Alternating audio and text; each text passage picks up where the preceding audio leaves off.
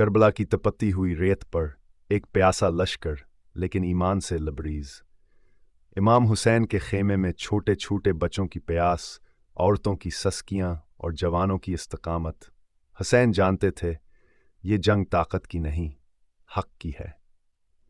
وہ جانتے تھے کہ دشمن زیادہ ہیں، طاقتور ہیں، لیکن ان کا ایمان ناقابل شکست ہے۔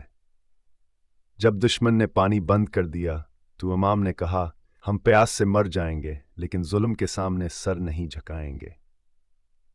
حضرت علی اکبر، قاسم، عباس سب ایک ایک کر کے شہید ہوتے گئے، لیکن حسین کے عزم میں کوئی کمی نہ آئی۔ آخر میں امام حسین نے میدان میں تنہا کھڑے ہو کر کہا، اگر دین محمد میری قربانی کے بغیر باقی نہیں رہ سکتا تو اے تلوارو آ جاؤ۔ یہ کربلا کا پیغام ہے، ظلم کے خلاف کھڑے رہنا، سچائی کے لیے اپنی جان دینا اور دنیا کی لالچ سے آزاد رہنا۔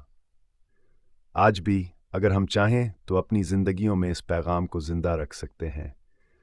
حق کے راستے پر ڈٹ جانا، چاہے حالات کیسے بھی ہوں۔